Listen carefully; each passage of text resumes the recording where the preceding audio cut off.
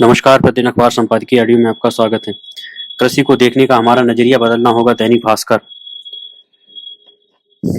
अगर कृषि कृषि देश का उत्तराखंड ने दिखाई देश को दिशा। दैनिक जागरण। नक्सली नासूर जनसत्ता, प्रतिनिधि का पक्ष। यंग ब्रिगेड ने गड़े झंडे, राष्ट्रीय सहारा। समाधान की कोशिशें हिंदुस्तान, ताकि आंदोलनों में किसी की जान न जाए। अब आर्टिकल विस्तार से। कृषि को बदलने का हमारा नजरिया बदलना होगा। दैनिक भास्कर।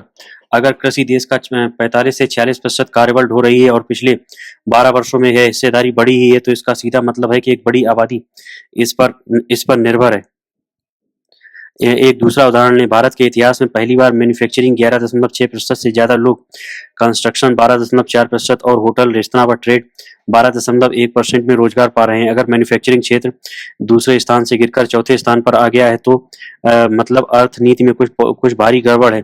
सोचिए, अगर कृषि न होती तो देश के 50 करोड़ लोग कहाँ जाते। कहना न होगा कि कंस्ट्रक्शन, ट्रेड और रेस्तरां आदि आमतौर पर असंगठित क्षेत्र हैं, जहाँ श्रमिक की स्थिति अच्छी नहीं है। ऐसे में यह मानना गलत होगा कृषि में इनपुट सब्सिडी, इनकम सप्लीमेंट या एमएसपी जैसी अन्य मदद देना कोई बड़ा एहसान है।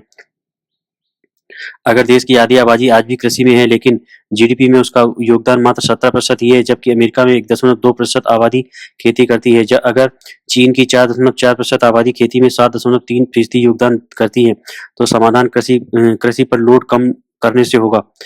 किसानों को अन्नदाता बताकर 17 रुपए रोज की सम्मान निधि और एमएसपी देने देने से आर्थिकी में शायद ही कोई मौलिक सुधार हो। कुछ अर्थशास्त्रियों को ऐसा भी ऐतराज है कि किसानों को उनकी सकल लागत C2 का 50% लाभ क्यों, जबकि कई शीर्ष उद्योगपतियों का लाभ कई गुना है। सरकार बोल रही है कि आज भी कृषि का GVA, GVO, gross value added और ग्लास वैल्यू आउटपुट अनुपात इंडस्ट्रीज से कई गुना ज्यादा है, लेकिन मौसम की मार, श्रमिकों का बाहुल्य, सिंचाई सुविधा का अभाव और मार्केट का शोषण जो किसानों को झेलना पड़ता है, उद्योगपतियों को नहीं। किसान टमाटर, प्याज और दूध जैसे उत्पाद यूं ही नहीं सड़क पर फेंकता। उत्तराखंड ने दिखाई देश को दिशा। दैनिक जागरण। प्रोफेसर रसाल सिंह, लेखक, दिल्ली विश्वविद्यालय के किरोड़ीमल कॉलेज में प्रोफेसर हैं। भारत की विधायी व्यवस्था में एक ऐसे सार्वभौमिक सामाजिक विधान का अभाव है जो सभी सामाजिक पंथिक समुदाय पर एक समान रूप से लागू हो। इस आवश्यकता की पूर्ति हेतु उत्तराखंड ने महत्वपूर्ण पहल की है। उत्तराखंड ने समान नागरिक संहिता के माध्यम से सामाजिक कानूनों के सुधार की दिशा में प्रगतिशील कदम बढ़ाया है। यह संहिता बहुविवाह और बाल विवाह जैसी प्रथाओं के उन्मूलन के साथ ही विवाह की आयु का सामान्यीकृत करती है। यह प्रयास कानूनी समानता को बढ़ावा देने, भारतीय आर्थिक ढांचे को मजबूती प्रदान करने, लैंगिक समानता, महिला सशक्तिकरण, बाल सुरक्षा तथा सामाजिक समानता के मूल्यों को आगे बढ़ाने की दिशा में मील का पत्थर साबित होगा। इससे एक समरस और समावेशी समाज का निर्माण होगा। लड़कियों का भी उचित शारीरिक मानसिक विकास हो सकेगा। उन्हें अपनी शिक्षा पूरी करने को, अपने भविष्य को स्वयं निर्धारित करने का समुचित अवसर मिल सकेगा। इसके अलावा संहिता समान उत्तराधिकार की वकालत करती है। इससे बेटियों को बराबरी का दर्जा प्राप्त होगा। तलाक की प्रक्रिया भी न्यायसंगत होगी। विवाह और तलाक पंजीकरण को अनिवार्य बनाकर यह संहिता राजकीय सेवाओं, योजनाओं और सुविधाओं की समान पहुंच और प्राप्ति सुनिश्चित करती है। प्रशासनिक सुगमता और पारदर्शिता को प्रोत्साहन देने वाली यह संहिता कुछ कुप्रथाओं को से मुक्ति दिलाने वाली भी है। इससे मुस्लिम समाज की महिलाओं को हलाला या इद्दत जैसी विवादास्पद प्रथाओं से राहत मिलेगी। इसमें सहजीवन संबंधों को कानूनी मान्यता का भी प्रावधान है। साथ ही वैवाहिक अलगाव में सुलह की संभावना तलाशने हेतु एक कूलिंग ऑफ अवधि का भी प्रस्ताव है। माता पिता के बीच विवाद के संदर्भ में बच्चों की कस्टडी के लिए क्रांतिकारी समाधान प्रस्तुत करते हुए दादा दादी को भी संभावित अभिभावक के रूप में मान्यता देती है। इसमें अनाथ बच्चों को गोद लेने की प्रक्रिया को भी सुगम किया गया है। साथ ही दिवंगत जीवन साथी के माता पिता की देखभाल के लिए भी व्यापक प्रावधान है। ये सुधारात्मक प्रस्ताव कानूनी समरूपता और सांस्कृतिक परंपराओं के बीच सुचिंतित समन्वयकारी संतुलन का परिणाम है। इनका उद्देश्य एक ऐसे समाज का रचना करना है जो न केवल सामाजिक न्याय और समता के मूल्यों को प्रोत्साहित करता है, बल्कि व्यक्तिगत स्वतंत्रता, मानवाधिकार और सांस्कृतिक बहुलता को भी स्वीकारता है। सार्वभौमिकता के बीच उत्तराखंड की समृद्ध सांस्कृतिक विरासत और विविधता के संरक्षण हेतु जनजातीय समुदायों की संस्कृति और रीति रिवाजों के रक्षोपाय भी करता है। अनुसूचित जनजातियों के लिए इसमें कुछ विशेष छूट प्रदान की गई है जो उनकी मूल पहचान और सांस्कृतिक विरासत को सहेजने के लिए आवश्यक है। मुस्लिम तुष्टीकरण की राजनीति में लिप्त कांग्रेस, माकपा और तृणमूल कांग्रेस जैसे राजनीतिक दलों को इसे लेकर विरोध जस का तस है। ऐसे दल और संगठन भूल जाते हैं कि बहुसंख्यक हिंदुओं के अलावा बौद्ध, सिख और जैन समुदाय जैसे अल्पसंख्यक भी हिंदू कोड बिल के अंतर्गत ही आते हैं, जिसमें हिंदू विवाह अधिनियम और हिंदू उत्तराधिकार अधिनियम जैसे महत्वपूर्ण कानून शामिल हैं। दूसरी ओर मुसलमानों पर शरीयत आधारित मजहबी कानून लागू होते हैं। इन कानूनों में पितृसत्तात्मक रचनाएं प्रभावी हैं। यह प्रवृत्ति महिलाओं के लिए समानता की संभावनाओं को सीमित करती है। परिणामस्वरूप विवाह, तलाक और उत्तराधिकार संबंधी मामलों में लैंगिक भेदभाव को भी बढ़ावा मिलता है। इस्लामी न्यायशास्त्र की आड़ में बहुविवाह को भी वैधता प्रदान की जाती है। इन्हीं विसंगतियों को दूर करने के लिए समान नागरिक संहिता की आवश्यकता को सर्वोच्च न्यायालय ने बार-बार रेखांकित किया है। उसने एक सुसंगत कानूनी ढांचे के निर्माण की हिमायत की है। इसमें साहिबानो मामला 1985, सरला मुद्गल मामला 1995, जॉन बल्लभट्टम मामला 2003, डेनियल लतीफी मामला 2001 और जोसेफ साइन मामला 2018 प्रमुख है। जब इस संहिता के लिए पैरवी होती दिखी, कुछ प्रमुख मुस्लिम देशों की बात करें तो तुर्की और ट्यूनीशिया जैसे देशों ने बहुविवाह को निषिद्ध किया हुआ है। अल्जीरिया, मोरक्को और सऊदी अरब जैसे देश भी लैंगिक समानता और सामाजिक कल्याण में सुधार के लिए अपने कानूनी ढांचे में परिवर्तन कर रहे हैं। रूस, अमेरिका, स्विट्जरलैंड, ब्राजील और जर्मनी जैसे देशों में अपने सर्वव्यापी सिविल कोड्स हैं। ये उदाहरण लैंगिक समानता और सामाजिक न्याय के प्रति बढ़ती जागरूकता और उन्हें एकीकृत कानूनी ढांचे में समाहित करने की दिशा में वैश्विक सक्रियता को दर्शाते हैं। चूंकि प्रधानमंत्री नरेंद्र मोदी ने कई बार दोहराया कि विविधतापूर्ण सामाजिक कानूनी प्रणाली के साथ देश का संचालन कठिन है, तो ऐसे में यह अपेक्षा स्वाभाविक है कि उत्तराखंड के बाद ऐसी संहिता अब राष्ट्रीय स्तर पर भी अस्तित्व में आएगी। देशव्यापी समान नागरिक संहिता लागू होने से भारतीय समाज में ऐतिहासिक परिवर्तन आएगा। इससे पंथ, मजहब या लिंग के आधार पर होने वाले भेदभाव की समाप्ति के साथ सभी महिलाओं और बच्चों को समान एवं न्यायसंगत अधिकार मिल सकेंगे। यह एकीकृत कानूनी ढांचा न केवल विविध क्षेत्रों में कानूनी विसंगतियों को दूर करेगा, बल्कि न्यायिक प्रक्रिया को भी सरल एवं सुगम बनाएगा। इससे संविधान के मूल्यों और आदर्शों को भी मजबूती मिलेगी। मध्ययुगीन और कालबाह्य परंपराओं से मुक्ति के साथ ही इससे आधुनिकता के साथ समाज का तादात्म्य भी स्थापित होगा। नक्सली नासूर जनसत्ता। छत्तीसगढ़ में जब भी नक्सली हमलों को रोक पाना सरकार के लिए बड़ी चुनौती है। मौका पाते ही नक्सली सशस्त्र बलों पर हमला कर देते हैं। केंद्र और राज्य सरकारें दावा करती रहती हैं कि नक्सलियों पर काफी हद तक नकेल कसी जा चुकी है, मगर हकीकत यह है कि नक्सली सरे बाजार किसी सुरक्षाकर्मी का कुल्हाड़ी से गला काटकर हत्या कर देते हैं। वहां के बीजापुर जिले में हुई घटना इसका उदाहरण है। भरे बाजार में नक्सलियों ने कुल्हाड़ी से छत्तीसगढ़ सशस्त्र बल के एक कंपनी कमांडर का गला काट दिया था। इसके पहले कई बार वे बारूदी सुरंग बिछाकर या उसके शिविर और काफिले पर सीधे हमला कर बड़ी संख्या में सुरक्षा कर्मियों की हत्या कर चुके हैं। पिछली सरकार ने उन्हें मुख्यधारा में लाने के लिए कई योजनाएं चलाई। वनोपज और हस्तशिल्प की खरीद की दरें तय कर दी गई ताकि आदिवासी समूहों को आर्थिक संबल मिल सके और वे नक्सलियों के प्रभाव से मुक्त हो सके, मगर वे योजनाएं पूरी तरह कारगर नहीं हो पाई। अब स्थिति यह है कि कुल्हाड़ी से भी सुरक्षा कर्मियों की हत्या कर आसानी से गायब हो जाते हैं। जाहिर है उन्हें स्थानीय लोगों का समर्थन हासिल है। छत्तीसगढ़ में नक्सली समस्या बहुत पुरानी है, उससे पार पाने के लिए कई तरीके आजमाए गए। ज्यादातर मामलों में उनके दमन का रास्ता ही अख्तियार किया गया। उसके बाद उनसे बातचीत के जो भी प्रयास हुए वे नाकाफी साबित हुए। ज्यादातर नक्सली हमलों में देखा गया है कि उनके पास अत्याधुनिक हथियार और सूचना संसाधन पहुंच चुके हैं। वे सुरक्षा बलों की गतिविधियों और काफिले वगैरह का भी ठीक पता लगा लेते हैं और बारूदी सुरंग बिछाकर हमले कर देते हैं। यह समझना मुश्किल है कि उनके पास इतने हथियार और साजो सामान कैसे पहुंच रहे हैं। उन रास्तों पर सुरक्षा बलों की नजर नहीं जा पा रही है जिनके जरिए उन तक साजो सामान पहुंच रहा है। हालांकि इसके कुछ तथ्य उजागर हैं। जबरन वसूली और मादक पदार्थों की बिक्री से वे अपना वित्तीय ढांचा मजबूत कर पाने में सफल हो जाते हैं, मगर ड्रोन, हेलीकॉप्टर आदि का इस्तेमाल करने के बावजूद वे कैसे सुरक्षा इंतजामों को चकमा दे पा रहे हैं, कैसे स्थानीय लोगों का उन्हें समर्थन लगातार मिल पा रहा है, इस पर प्रशासन को गंभीरता से सोचने की जरूरत है। सबसे अहम बात है कि नक्सली आखिर क्यों व्यवस्था के लिए चुने हुए हैं। उनकी मांगों को सुनने और उनका कोई व्यावहारिक रास्ता निकालने का प्रयास किया जाता तो शायद ये समस्या इतने दिन तक न बनी रहती। दरअसल आदिवासी समुदाय के भीतर यह भय लगातार बना हुआ है कि उनकी जमीन और जंगल हड़प कर सरकार खनिज निकालने वाली कंपनियों को सौंप देना चाहती है। ऐसी अनेक जगहों पर हो चुका है। विकास के नाम पर हर सरकार का प्रयास होता है कि खनिज वाली जगहों का दोहन किया जाए, मगर आदिवासी इसके लिए तैयार नहीं। उनके इलाकों में स्कूल, चिकित्सालय, सड़क, बिजली, पानी की सुविधा पहुंचाई गई है, मगर उससे उनका मन नहीं बदला है। तो इसके लिए दूसरे रास्तों को तलाश जरूरी है। नाराज आदिवासी ही प्रायः नक्सली समूहों को पनाह देते देखे जाते हैं। हालांकि छत्तीसगढ़ में नक्सलवाद अपने सिद्धांत से काफी भटक चुका है, मगर वह चुनौती बना हुआ है। वह सरकारों के लिए चिंता का विषय होना चाहिए। प्रतिनिधि का पक्ष। हाल ही में चंडीगढ़ मेयर चुनाव के पास पीठासीन अधिकारी ने जो किया, उस मामले की सुनवाई सर्वोच्च न्यायालय में चल रही है, मगर इस बीच वहां पार्षदों के पाला बदलने की खबरें आई हैं। उससे यही लगता है कि चुनावी भ्रष्टाचार के बरक्स चुने गए प्रतिनिधियों का पक्ष एक गंभीर समस्या बन चुकी।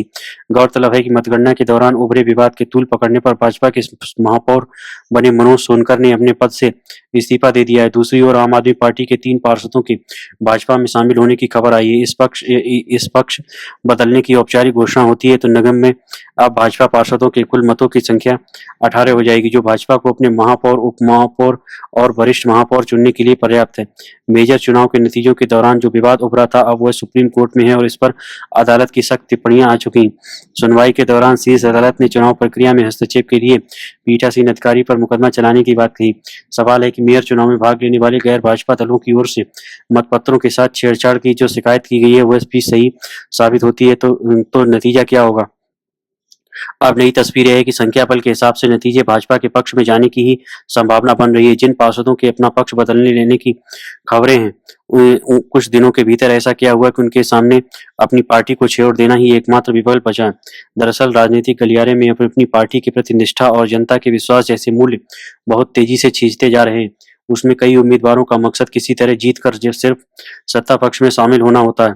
यह समझना मुश्किल नहीं है कि ऐसे में चुनाव प्रक्रिया में लोकतांत्रिक मूल्यों और सिद्धांतों की राजनीति के लिए कितनी जगह बची है। यंग ब्रिगेड ने गाड़े झंडे, राष्ट्रीय सहारा। खेल की दुनिया में पिछले दिनों भारतीय यंग ब्रिगेड का जलवा देखने को मिला। एक तरफ यशस्वी जायसवाल, शुभमन गिल, सरफराज खान और ध्रुव जुरेल जैसे युवा क्रिकेटरों ने इंग्लैंड की बेसबॉल क्रिकेट का बाजा बजाकर भारत को 5 टेस्ट मैच की सीरीज में 2-1 की बढ़त दिला दी। वहीं दूसरी ओर अनमोल परब, अस्मिता चालिहा, गायत्री गोपीचंद और त्रिशा जॉली जैसी युवा शटलरों ने भारतीय महिला बैडमिंटन टीम को पहली बार बैडमिंटन एशिया टीम चैंपियनशिप का खिताब दिला दिया। भारतीय टेस्ट क्रिकेट हो या बैडमिंटन, दोनों ही खेलों में काफी समय से युवाओं के आगे आने का इंतजार किया जा रहा था, पर अब लगता है कि इन 2 सफलताओं से यंग ब्रिगेड ने साबित कर दिया है कि भविष्य की जिम्मेदारी उठाने में वह सक्षम है। क्रिकेट के दीवाने देश में काफी समय से क्रिकेट प्रेमियों को टेस्ट मैचों में सफलता के लिए विराट कोहली, रोहित शर्मा, चेतेश्वर पुजारा, अजिंक्य रहाणे और किसी हद तक केएल राहुल और श्रेयस अय्यर को देखने की आदत सी हो गई थी। इस कारण यह लगने लगा था कि बिना इन दिग्गजों के भारत का टेस्ट क्रिकेट में कोई भविष्य नहीं है। भारतीय टीम पिछले कुछ समय से पुजारा और रहाणे से तो आगे बढ़ गई थी, पर बाकी टीम के स्तंभ बने हुए थे। लेकिन इंग्लैंड के खिलाफ सीरीज शुरू होने से पहले कोहली के निजी कारणों से सीरीज से हटने और फिर राहुल और अय्यर के चोटिल होने और भारत का पहला टेस्ट हारने से एक बार तो लगा कि टीम के लड़ने के लिए पुजारा को तो बुलाना ही पड़ेगा। पर तारीफ करनी होगी कि भारतीय टीम प्रबंधन की, जिसने युवाओं पर भरोसा जताया। इन युवाओं में यशस्वी जायसवाल ने तो लगातार 2 टेस्ट मैचों में दोहरे शतक जमाकर क्रिकेट बिरादरी को अपने आने का ऐलान कर दिया। इसी तरह सरफराज खान ने जिस तरह की रनों की भूख दिखाई, उससे वह भी लंबी रेस के घोड़े लगते हैं। ऋषभ पंत की कमी को काफी हद तक ध्रुव जुरेल ने पूरा किया। इसे देखते हुए टीम का भविष्य उज्जवल नजर आता है। बैडमिंटन की एशियाई टीम चैंपियनशिप में 17 वर्षीय अनमोल और चालिहा ने शानदार प्रदर्शन तो दिखा दिया कि आने वाला कल उसका है। इससे यह तो उम्मीद बनती है कि इन दिनों खेलों में भारतीय भविष्य सबल हाथों में है। समाधान की कोशिशें। हिंदुस्तान। राष्ट्रीय राजनीतिक क्षेत्र में चल रहे किसान आंदोलन और समाधान की कोशिशें एक-एक कर नाकाम हो रही, तो यह न केवल दुखद बल्कि चिंताजनक भी है। केंद्र सरकार ने 18 फरवरी को किसानों के सामने प्रस्ताव रखा था, जिसके तहत किसानों के साथ 5 फसलों अर्थात मक्का, कपास, अजर, मसूर और उड़द की खरीद के लिए 5 साल का अनुबंध किया जाना था। सरकार के इस प्रस्ताव में किसान नेताओं ने विचार का आश्वासन दिया था, पर संयुक्त किसान मोर्चा ने 19 फरवरी को चंडीगढ़ में केंद्रीय मंत्रियों के प्रस्ताव को खारिज कर दिया। सरकार चाहती है कि किसानों को फसल विविधीकरण के लिए प्रेरित किया जाए, पर किसान न्यूनतम समर्थन मूल्य की वैधानिक गारंटी की मांग पर अड़े हुए। वास्तव में किसानों को दिया गया प्रस्ताव नया नहीं था। और ऐसी आश्वस्ति एकाधिक पार्टियों के चुनावी घोषणा पत्र में पहले भी आ चुकी है। ऐसी ही अनुशंसा स्वामीनाथन की अध्यक्षता वाले राष्ट्रीय किसान आयोग ने साल 2006 में की थी। किसानों को पुरानी अनुशंसा पूरी होने का स्वागत करना चाहिए था, भले ही वे अपनी अन्य मांगों के लिए अड़े रहे थे। कुल मिलाकर रविवार को उनसे उम्मीदें बंधी थी, जो सोमवार शाम होते टूट गई। चंडीगढ़ में किसान नेताओं ने घोषणा कर दी है कि गारंटी शुदा खरीद वाली सभी फसलों के लिए एमएसपी सी 2+50% से नीचे कुछ भी स्वीकार नहीं। किसानों की मांग बहुत लंबी चौड़ी है, जिसे वे बार बार दोहरा रहे हैं। अन्य मांगों में ऋण माफी की मांग शामिल है, बिजली का निजीकरण नहीं करने, व्यापक सार्वजनिक क्षेत्र की फसल बीमा लाने, 60 साल से अधिक उम्र के किसानों को 10,000 रुपए मासिक पेंशन देने, अजय मिश्रा टेनी को बर्खास्त करने और मुकदमा चलाने की भी मांग हो रही है। कुछ मांगे बहुत गंभीर किस्म की हैं, जिनको पूरा करने का असर देश में अर्थव्यवस्था के अन्य क्षेत्रों पर भी पड़ सकता है। देश में अनेक वर्ग ऐसे हैं जो ताकतवर नहीं है, राजधानी को घेरने में की स्थिति में नहीं है, तो क्या उनकी मांगे कभी नहीं मानी जाएंगी? खासतौर पर एक सूबे के किसान नेता अपने आंदोलन को देश भर में फैलाना चाहते हैं, तभी तो पूरे भारत में भाजपा व एनडीए के संसदीय क्षेत्र में शांतिपूर्ण प्रदर्शन, सार्वजनिक बैठकें और मशाल जुलूस आयोजित करने का आह्वान भी किया गया है। साफ है, किसान आंदोलन को पूरे देश में फैलाने के उपाय किए जा रहे हैं। हालांकि अन्य राज्यों पर अगर हम नजर फेरें तो किसान आंदोलन के प्रति सुगबुगाहट न के बराबर महसूस हो रही है। क्या इस आंदोलन के नेताओं ने बिहार, उत्तर प्रदेश, झारखंड, छत्तीसगढ़, बंगाल, मध्य प्रदेश, राजस्थान, महाराष्ट्र जैसे राज्यों के किसानों को भी विश्वास में लिया है? देखना चाहिए कि उनका आंदोलन एक सूबे का आंदोलन न मान लिया जाए। चिंता बढ़ रही है कि किसानों का आंदोलन आने वाले दिनों में उग्र होता जाएगा। हालांकि इस बार आंदोलन को पहली बार की तरह व्यापक समर्थन नहीं दिख रहा है, क्योंकि ज्यादातर लोगों को लगता है कि चुनाव से ठीक पहले आंदोलन के राजनीतिक निहितार्थ ज्यादा हो सकते हैं। अगर सरकार द्वारा किसी आंदोलन के खिलाफ बल प्रयोग सही नहीं है, तो आंदोलन की उग्रता और अनुशासनहीनता का भी कतई स्वागत नहीं किया जा सकता। शांतिपूर्ण और तार्किक समाधान की राह जल्द से जल्द निकलनी चाहिए। चंडीगढ़ में किसान नेताओं ने घोषणा कर दी है कि गारंटी शुदा खरीद वाली सभी फसलों के लिए एमएसपी एट सी 2+50% से नीचे कुछ भी स्वीकार नहीं।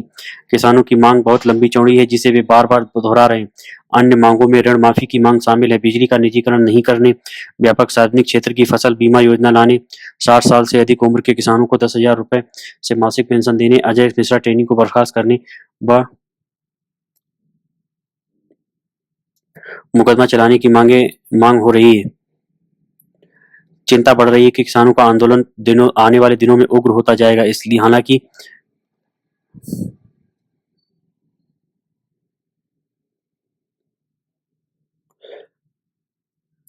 खास तौर पर एक सूबे के किसान नेता अपने आंदोलन को जिनको कुछ मांगे बहुत गंभीर हैं, जिनकी पूरा करने में इस देश व्यवस्था के अन्य क्षेत्रों पर भी पड़ सकता है। देश में अनेक वर्ग ऐसे हैं जो ताकतवर नहीं है, राजधानी को घेरने की स्थिति में नहीं है, तो क्या उनकी मांगे कभी नहीं मानी जाएंगी? खासतौर पर एक सूबे के किसान नेता अपने आंदोलन को देश भर में फैलाना चाहते हैं, तभी तो पूरे भारत में भाजपा व एनडीए के संसदीय क्षेत्रों में शांतिपूर्ण प्रदर्शन, सार्वजनिक बैठकें और मशाल जुलूस आयोजित करने का आह्वान भी किया गया। साफ है, किसान आंदोलन को पूरे देश में फैलाने के उपाय किए जा रहे हैं। हालांकि अन्य राज्यों पर अगर हम नजर फेरें तो किसान आंदोलन के प्रति सुगबुगाहट न के बराबर महसूस हो रही है। क्या इस आंदोलन के नेताओं ने बिहार, उत्तर प्रदेश, झारखंड, छत्तीसगढ़, बंगाल, मध्य प्रदेश, राजस्थान, महाराष्ट्र जैसे राज्यों के किसानों को भी विश्वास में लिया है? देखना चाहिए कि उनका आंदोलन एक सूबे का आंदोलन न मान लिया जाए। चिंता बढ़ रही है कि किसानों का आंदोलन आने वाले दिनों में उग्र होता जाएगा। हालांकि इस बार आंदोलन को पिछली बार की तरह व्यापक समर्थन नहीं दिख रहा है, क्योंकि ज्यादातर लोगों को लगता है कि चुनाव के ठीक पहले ये आंदोलन के राजनीतिक निहितार्थ हो सकते हैं। अगर सरकार द्वारा किसी आंदोलन के खिलाफ बल प्रयोग सही नहीं है, तो इस आंदोलन की उग्रता या अनुशासनहीनता भी कतई स्वागत योग्य नहीं किया जा सकता। शांतिपूर्ण और तार्किक समाधान की राह जल्द से जल्द निकालनी चाहिए, ताकि आंदोलन में किसी की जान न जाए। विभूत नारायण राय, पूर्व आईपीएस अधिकारी। हर बड़े जन आंदोलन के बाद पूरे अस्त व्यस्त माहौल में सिर्फ एक छवि हमारी स्मृतियों में बची रह जाती है, और वह होती है थके हारे पुलिसकर्मियों की, जिनके पूरे घटनाक्रम की शुरुआत में आमतौर पर कोई भूमिका नहीं होती, मगर अंत में ठीकरा उन्हीं के सर फूटता है। पिछले कुछ दिनों से जारी किसान आंदोलन के हर दिन शाम को इलेक्ट्रॉनिक और प्रिंट मीडिया की छवियां भी लगभग ऐसी ही। किसान जिन मांगों को लेकर आंदोलित हैं, उनका पुलिस से कोई रिश्ता नहीं हो सकता है। न तो मांगे उनके किसी दुराचरण से उपजी हैं, और न ही उनके पूरा होने या न होने में पुलिस की कोई भूमिका हो सकती, मगर राज्य की सबसे दृश्यमान और दमनकारी बोझा होने के कारण आंदोलनकारियों से पहला मुचेहटा उन्हें ही लेना पड़ा। किसानों के मामले में एक औसत पुलिसकर्मी की सहानुभूति भी आंदोलन के साथ थी, क्योंकि उनमें से ज्यादातर गांव में खेती किसानी की पृष्ठभूमि से आते हैं, पर सिखलाई और अनुशासन के चलते वे अपने भाई बंधुओं से कई दिनों से मोर्चा ले रहे हैं। आंदोलनकारियों और पुलिस के बीच के रिश्ते एक पराधीन समाज में निर्धारित हुए थे और काफी हद तक अब भी वैसे ही बने हुए हैं। इसका प्रमुख कारण 1947 के बाद आए नए शासकों द्वारा औपनिवेशिक कानूनों से स्थापित पुलिस के चरित्र में कोई बुनियादी सुधार करना है। भीड़ में शामिल व्यक्ति पहले की ही तरह अब भी उसका शत्रु ही है और और अभी भी उससे निपटने के लिए शक्ति का अधिकतम प्रयोग करने में हिचक नहीं होती। यह अधिकतम शक्ति आमतौर से फायरिंग होती है, जिसके चलते दुनिया की सबसे बहुमूल्य किसी ऐसी जान का नुकसान होता है जिसे थोड़ा धैर्य दिखाकर बचाया जा सकता था। याद करने की जरूरत है कि देश को एक बड़े राजनेता ने आजाद भारत में जनता पर गोली चलाने का विरोध किया भी था। वह डॉक्टर राम मनोहर लोहिया थे, जिन्होंने पुलिस फायरिंग के बाद 60 के दशक में केरल की अपनी ही पार्टी की पट्टम थानू पिल्लई सरकार से इस्तीफे की मांग की थी। उनके अनुसार आजाद मुल्क की पुलिस को अपनी ही जनता पर गोली नहीं चलानी चाहिए और उसकी आवाज नक्कार खाने में तूती बनकर रहेगी। पुलिस बल के प्रयोग के चरण और उनकी सीमाएं भारतीय संविधान और देश के विभिन्न कानूनों में निर्धारित हैं। अगर उनका पालन किया जाए तो अधिकांश मामलों में जान माल के गंभीर नुकसान से बचा जा सकता है। यह देखना बड़ा दिलचस्प होगा कि निर्धारित प्रक्रिया का पालन क्यों नहीं होता है। पुलिस बल के प्रयोग के दौरान गोली चलाने की नौबत आने से पहले गैर घातक विकल्पों का इस्तेमाल होना चाहिए। ऐसा प्रशिक्षण के दौरान सिखलाया जाता है। इसमें मुख्य रूप से लाठीचार्ज, आंसू gas, water cannon, rubber bullet, pellet gun या स्टन ग्रेनेड जैसे विकल्प हो सकते हैं। कई देशों में वाटर कैनन से फेंके जाने वाले पानी में कुछ ऐसे तत्व भी मिलाए जाते हैं जिसमें शरीर से खुजली पैदा होती है। इन सारे विकल्पों के इस्तेमाल से किसी मनुष्य की जान जाने की आशंका काफी हद तक न्यूनतम हो सकती। फिर क्योंकर ऐसा होता है कि ज्यादातर मामलों में शुरू में ही और अनियंत्रित मात्रा में पुलिस फायरिंग करती है और बेशकीमती जानों का नुकसान होता है। इसे समझने के लिए मैं अपने दो अनुभव रखना चाहता हूँ। इलाहाबाद में 1990 में एक उत्तेजित और उपद्रवी भीड़ पर जब आंसू गैस की गोली छोड़ने का आदेश दिया गया, तो हमने पाया कि 3 उपलब्ध टीयर गैस गन में से दो तो वर्षों से इस्तेमाल न होने से जंग खाई हुई हैं और तीसरी से जिन गोलों को फायर किया गया है वे इतने दिनों से गोदामों में पड़े हुए थे कि किसी काम लायक नहीं रह गए थे। ऐसा इसलिए था कि घातक बुलेट की जगह उनके इस्तेमाल का महत्व हमारी सोच का हिस्सा नहीं बन सका था।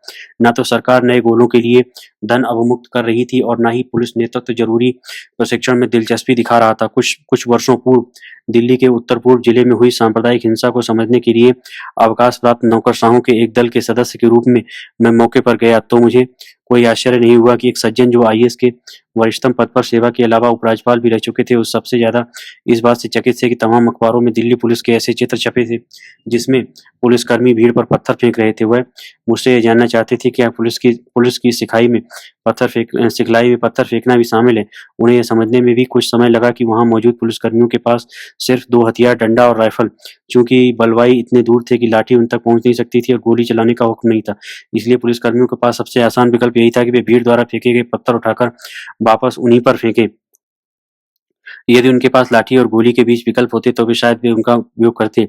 हालिया किसान आंदोलन के दौरान जमकर आंसू गैस के गोलों का इस्तेमाल हुआ और पहली बार वे ड्रोन से भी छोड़े गए, जिससे उनकी पहुंच बढ़ी। इनके अतिरिक्त पानी की बौछार छोड़ी गई और बीच-बीच में रबर बुलेट भी फायर किए गए। इन सबसे पुलिस फायरिंग से बचा जा सका। जितने दृढ़ प्रतिज्ञ और जिस संख्या में किसान पंजाब हरियाणा सीमा पर मौजूद थे, उसे देखते हुए यह कानून लागू करने वालों की सफलता ही कही जाएगी कि बिना जानमाल की क्षति के उन्हें रोका जा सका। इसका बड़ा कारण है कि चुनावी वर्ष में सरकार जमीन पर लाशें गिराने का नतीजा समझती थी और उसे पुलिस को गोली न चलाने के स्पष्ट निर्देश दे रखे थे। यही व्यवस्था आम दिनों में क्यों नहीं की जा सकती? लोकतंत्र में जनता सड़कों पर निकलेगी और उसे कई बार उसे नियंत्रित करने के लिए राज्य पुलिस का प्रयोग भी करेगा।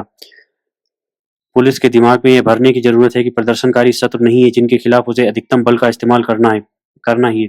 राज्य को भी उसे गैर घातक विकल्प प्रदान करने चाहिए जिनसे स्थिति नियंत्रित भी हो जाए और बेशकीमती जानों का नुकसान भी न हो। धन्यवाद।